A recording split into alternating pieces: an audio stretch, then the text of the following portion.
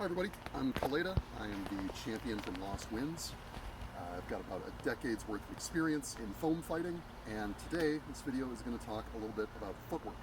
But there are way smarter people than me in the sword fighting community across foam sports and fencing and steel that are going to talk about things that are more specific to those games.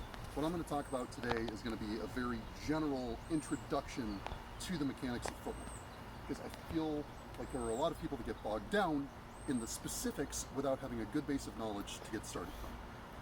So what we're going to talk about today is going to be a couple simple arguments that can be done in your backyard using some really simple equipment. You don't even need, I have cones that were cheap and an agility ladder that was cheap.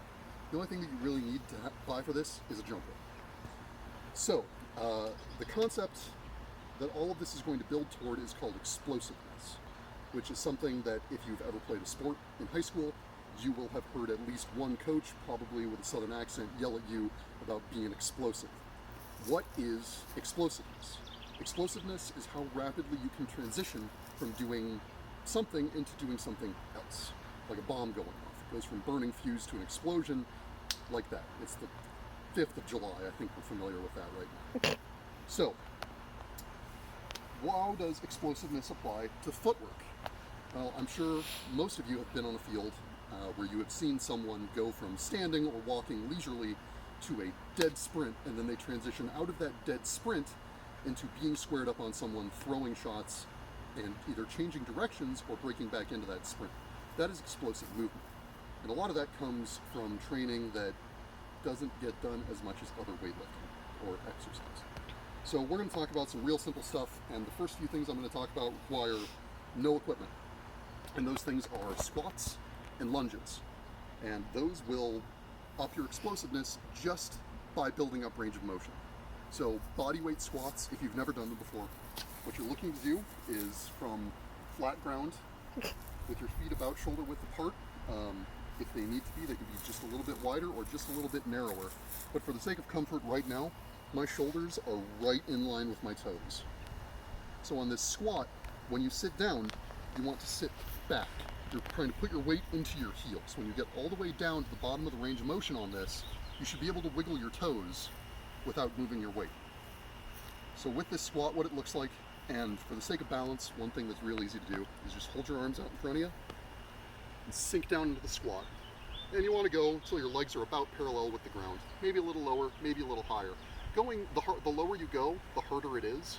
But once you get to the bottom of that, you're going to push through your heels and explode back to the top. And so, from the side here, what this is going to look like, feet shoulder width apart, find your balance, and sink down into your heels. So I'm hoping my legs are parallel because I can't actually see them. But so you get down to parallel, and as soon as you touch parallel, boom. Slow sink, explosive return. And that's what you're looking for, is going long on the negative and fast on the positive. Positive is going to be your direction of work on these exercises. So like you're doing a bench press, the push is the positive, the return is the negative. Explosive, controlled. So that's squats. Squats are easy. If you want to spice squats up a little bit, what you do is you do jumping squats.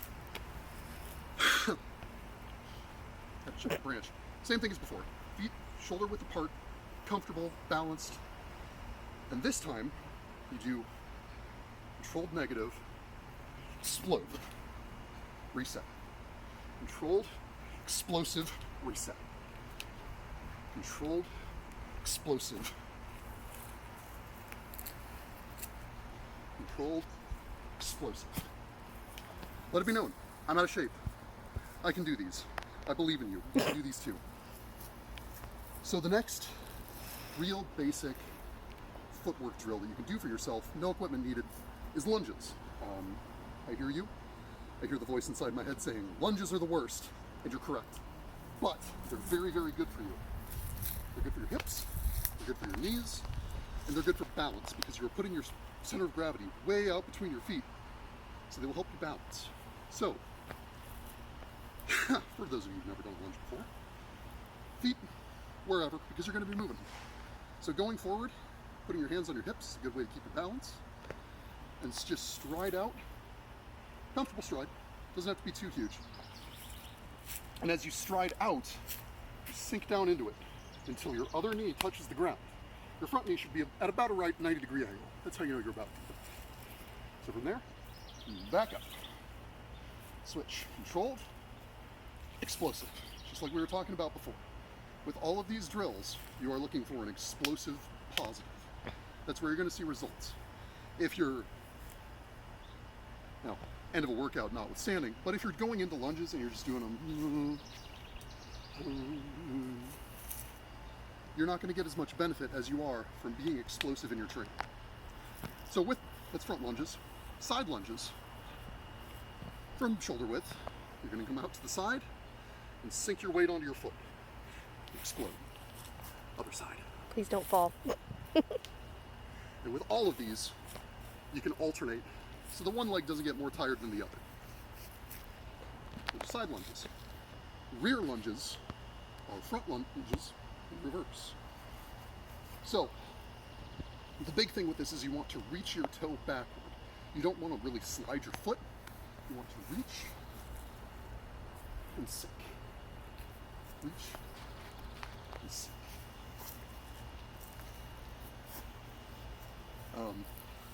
On all of those, remember, keep moving, be explosive, and at the end of your set, even if they're starting to get ugly, even if you're starting to feel worn out, tired, push through, hit your numbers. You can do it. So, those are the absolute basics that you can do. Everybody can do those. You don't need to own anything. You can be living in a box in the woods and do squats and lunges. Don't forget to hydrate. Hydrate. So the next step we're going to look at is jumping rope. This is a jump rope. I recommend a speed rope. This has bearings in the handles that make them spin free. Otherwise, whatever you like. So, jumping rope is, you will have heard boxing coaches, wrestling coaches, football coaches, the old dude that could have made state if they hadn't pulled him talking about the benefits of jumping rope. Jumping rope will help with your balance, it'll help with your explosiveness, and it'll give you confidence in your feet. One big thing with footwork and explosiveness is that every motion you make needs to be able to be made unconsciously. You are at a dead sprint, you know you need to stop and turn around. You don't have the time to think, where do I put my feet? You have to be able to rely on yourself to do it. So, jumping rope is just, plain as day. Jumping rope. I'm going to tie my shorts. Should I pause? Hmm? So,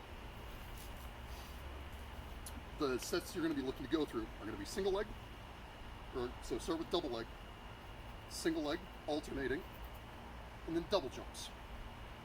These are going to give you different benefits, kind of depending on what you're doing. So, double leg is just as straightforward as can be. It's what I was just doing. Oh. Excellent.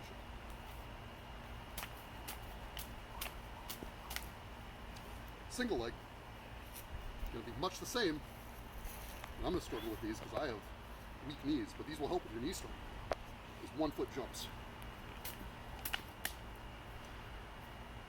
As you go, you will get better. I've been doing this for a long time, and I'm out of practice, but you will get better. And then double jumps are the fancy ones you've seen in like every boxing show. Can you do a double under? Yeah. Okay. Double under, proper term. Whew. Get your jump, under twice, back down. And you can do singles in between. But what you're looking to do is get those double unders. Is building up the muscles in your legs, making you more explosive. So, that was the simplest gear. On to the next simplest gear, and that's cones. And cones can be anything. Cones can be cones, it can be soda cans, it can be garden gnomes, Tennis shoes. whatever you have 4 of. Because the drills I'm going to show you, you need 4. So, the first drill is known by a lot of names, I know it as circle around the cone. What this drill is trying to teach you is confidence in your feet, quick micro motions with your feet, and takeoff.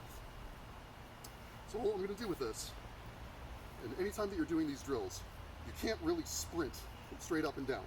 And you're looking to get as fast as you can between cones as you can. So you want to be sunk down a little bit. So circle around the cone is a shuffling drill. You're going to work your way around your base cone once. So from your starting position, you'll make a lap. As soon as you get to your starting position, you sprint through, and I've got my goal at 5-ish yards. It's probably more like 8. So, circle around the cone is just this.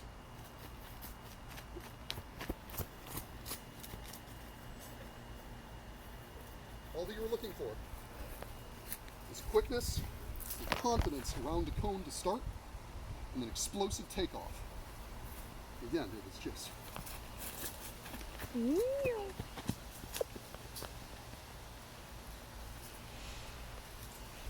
So, that's the first one. All of these, the reps that you do can vary. It depends on how hard of a workout you want, how much of a workout you have time for.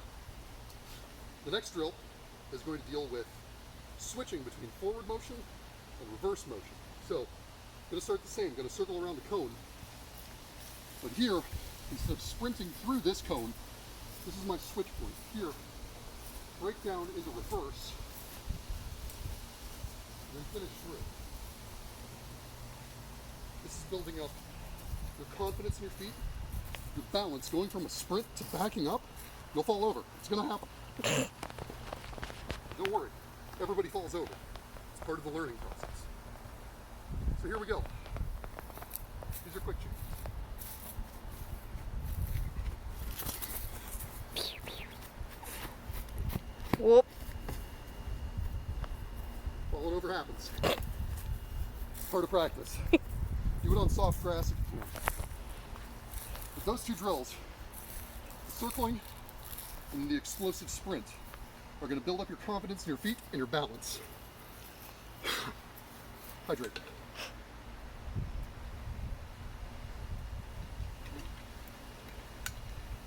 And next, we're going to talk about my last lovely piece of equipment here that has probably already been on camera. This is an agility ladder. Each box is about an 18-inch square. This will probably be the most expensive thing you have to get, but you can make one out of PVC and nylon rope. Paracord. Even just nylon rope.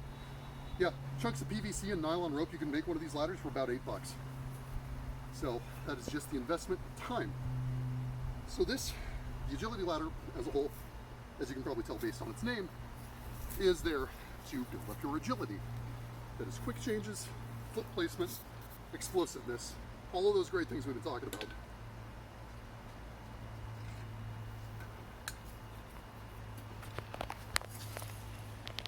And I'm going to show you just a couple things. If you go on the internet and search agility ladder drills, you'll find a million. Because anything that you want to be able to do, there's an agility ladder that'll basically train you how to do it. So the first thing we're going to do, this is straightforward and simple as it gets. From your starting position, you're going to go through each box, both feet hitting at the same time. You're just bunny hopping through. And just like this. To get more practice, you don't want to be looking down. You want to build up your confidence in your feet. And my ladder is short enough, so almost every drill, go back the other direction. Same thing.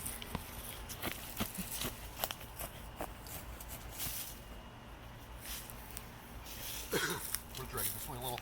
Okay. Get out of that branch. Yep. So the next drill is going to be similar to a couple other things we've already done. We're going to do alternating feet in each box. What you really want to do is get your knees high between each step. If you're staying low, you're really not doing yourself a ton of good, and you'll drag the ladder. That's a pretty good sign that you have not quite done it right. So, for this, it is just 1, 2, 1, 2, 1, 2, 1, 2, 1, 2, 1, 2. And back. Keep up on the balls of your feet. Because if you land on your heel, you're going to lose your speed and it's going to be uncomfortable. Huh.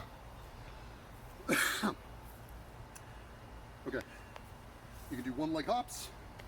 I'm not. I don't have very good knees, but I'm working on getting back there. But single leg hops down and back, it's going to build up those stabilizing muscles, build up your balance, all those good things. Say, do you want me to do one leg hops? If you want to. I can, if you want me to. I got it. Okay. It's very humid today. It is. So the next one we're going to look at is, I've heard it called in and out. Love that restaurant. Dance step. A couple different things, but what this is doing is you are going both feet in, both feet out, in, out, in,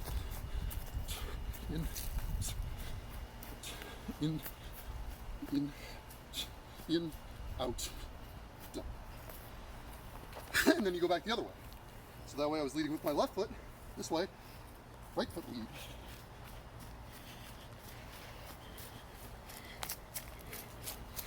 One nice thing about these exercises is you don't have to do a ton of reps to get benefit from them if you do them a lot. It is the benefit of repetition and training your muscles. You're not really looking to build up a ton of muscles.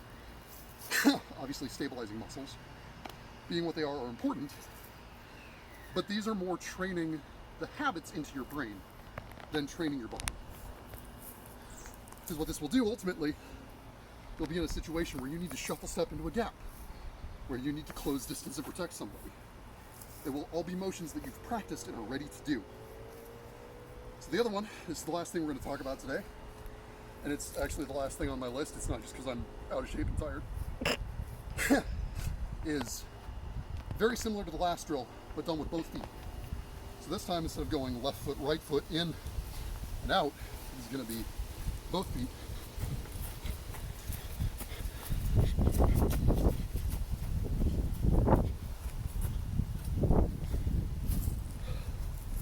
With all of these drills that I've talked about here today, the first and most important thing that you want to practice is accuracy. Like all workouts, if you practice doing something wrong, you'll perform it wrong when the time comes. So the best thing that you can do, even on squats, on jumping rope, everything, is to just slow down while you're learning and be humble and honest with yourself. If you do it and it feels like you're struggling, why are you struggling? With the squats, are you struggling to get your weight all the way back? Best thing you can do is take a chair, because it gives you that little bit of extra confidence and practice sitting back onto that chair with good squat form. With jumping rope, you don't have to go to singles or alternatings or double unders. Just do double foot jumps. You got to do it in elementary school with the double skip in between. Man, do it. Because all you have to gain is practice, is skill, and there's nothing to lose. We are already dressing in weird clothes and hitting people with dork sticks, jumping rope on your driveway. Your neighbors aren't going to think you're any more weird than you already are. So that's all I've got. If you have questions about any of these drills or want to see them done by somebody in a little bit of better shape, please comment or shoot me a message. I'd be happy to hook you up with the sources that I looked at to make sure I was doing these right for today. And we'll get you taken care of. So thank you very much. I hope this video was helpful to you all, and we'll see you as soon as Parks can Rio. Have a nice day.